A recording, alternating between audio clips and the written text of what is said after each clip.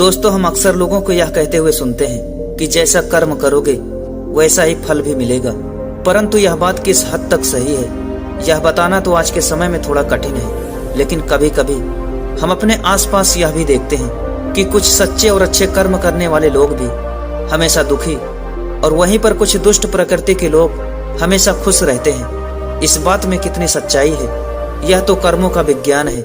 जो इस विज्ञान को समझ लेता है उसे जीवन में सफलता हासिल करते देर नहीं लगती और वह अपने जीवन में हमेशा खुशहाल रहता है। तो चलिए आज की इस वीडियो को, इस विज्ञान को एक कहानी के माध्यम से समझते हैं कि आखिर कर्मों का विज्ञान यह कैसे काम करता है। दोस्तों, वीडियो में आगे बढ़ने से पहले बता दें, यदि आप हमारे चैनल पर नए हैं और अभी तक आपने इस चैनल को सब्सक्राइब नहीं किया है तो चैनल को जरूर से सब्सक्राइब कर लें।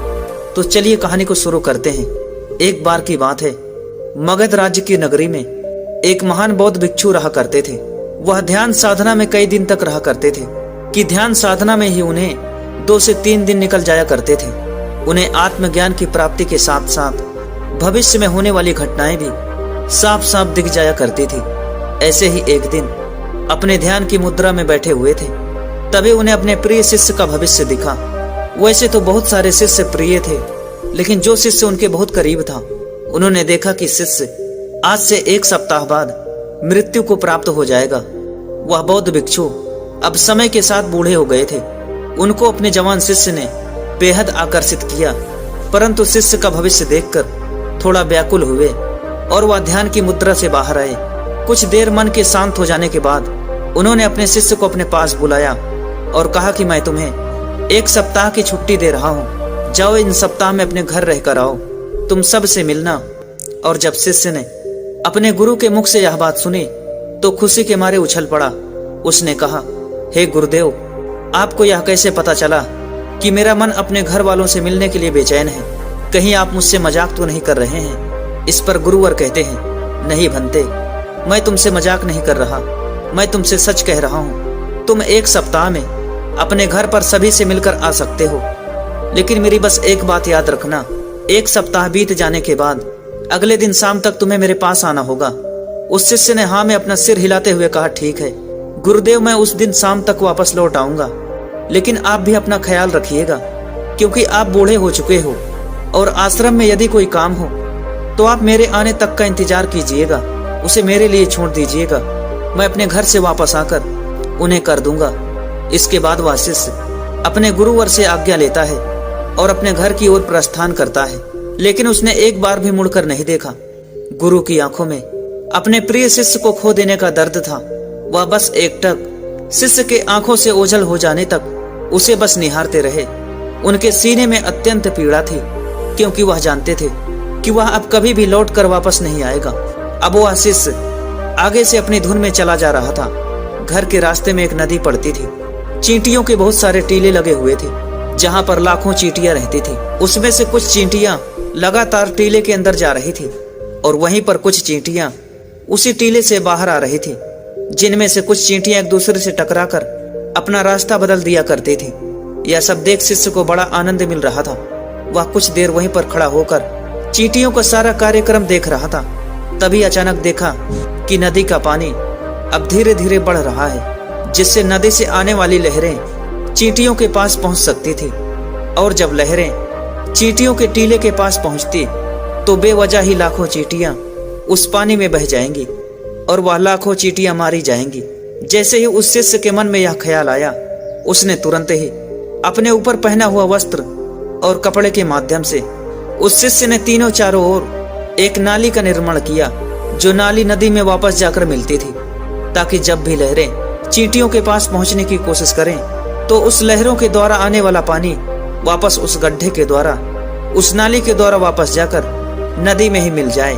इतना करके वह शिष्य अपने घर की ओर चल पड़ा। घर पहुंचकर वह सबसे बड़े प्रेम भाव से मिला और ऐसे ही एक एक दिन करके 1 सप्ताह का समय बीत गया कि पता भी न चला। तभी उसे याद आया कि उसे कल तक वापस गुरु के आश्रम में लौटना होगा, जैसा कि उसके गुरुवर ने उसे आदेश दिया था। उसने अगली सुबह ही आश्रम लौटने की तैयारी शुरू कर दी और अगले दिन सूरज की रोशनी के साथ ही वह आश्रम के लिए निकल पड़ा था। रास्ते में वह शिष्य यही सोच रहा था कि शाम तक तो मैं आश्रम पहुंच जाऊंगा। इधर आश्रम में बैठे बैठे गुरुवर यही सोच रहे थे कि आज तो उस शिष्य का अंतिम दिन है। मैंने उसका भविष्य देखा था, अब तक तो मृत्यु को प्राप्त हो चुका होगा। गुरुवर उसे अंतिम बार मिलना चाहते थे ताकि मृत्यु से पहले अपने प्रिय शिष्य को एक बार देख सके। वह काफी उदास मन से तमाम बातें सोच रहे थे। तभी अचानक उन्हें दूर से कोई आश्रम की ओर आता हुआ दिखाई दिया। तब उन्होंने व्यक्ति को गौर से देखा तो उन्हें पता चला कि उनका शिष्य वापस आ रहा है। गुरु से रहा नहीं गया, वह तुरंत अपने आसन से उठ गए और दौड़कर अपने शिष्य को गले लगा लिया। वह बेहद खुश थे। वह इस बात से अचंभित थे कि 7 दिन बीत जाने के बाद भी अब तक वह जिंदा कैसे है। गुरु यह सब सोचते और अपने शिष्य के भविष्य पर बार बार विचार करते। जब आश्रम के सभी कार्य खत्म हो गए तब गुरु ने शिष्य से पूछा कि यहाँ से जाने के बाद तुमने जो कुछ भी किया तुम सब कुछ मुझे बताओ। उसने चींटियों वाली कहानी गुरु को सुनाई।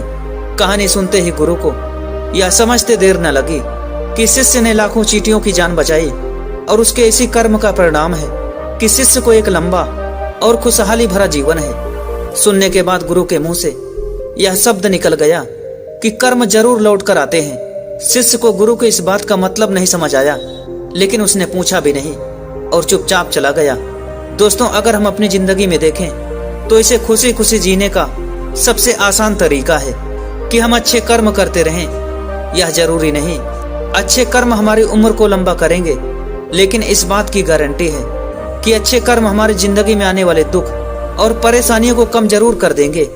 कर्मों का एक बहुत ही साधारण सिद्धांत है कि हम जो कुछ भी करते हैं उसका कई गुना हमारे पास लौट कर आता है। फिर चाहे वह अच्छे कर्म हो या बुरे, दोनों कई गुना होकर हमारे पास आते हैं।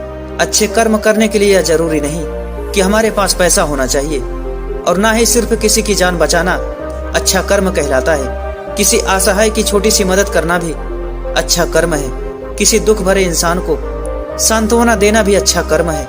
कुल मिलाकर अगर किसी तरीके से हम किसी के दुख को कम कर पाए तो वह एक अच्छा कर्म है। और जैसे हमें गलत कर्म करने पर बुरा लगता है और दुख भी होता है, उसी तरह अच्छे कर्म करने से हमें सुख की अनुभूति होती है। इसलिए अगर हम अपनी जिंदगी में खुश रहना चाहते हैं तो हमें आज से ही दूसरों के दर्द को कम करने की कोशिश शुरू कर देनी चाहिए, और हम देखेंगे कि लाइफ अपने आप ही खुशियों से भर जाएगी। दोस्तों, आज की यह वीडियो आपको कैसी लगी हमें कमेंट बॉक्स में कमेंट करके जरूर बताएं, और साथ ही इस वीडियो को लाइक करें। और अभी तक आप चैनल पर नए हैं और चैनल को सब्सक्राइब नहीं किया है तो चैनल को सब्सक्राइब जरूर करें।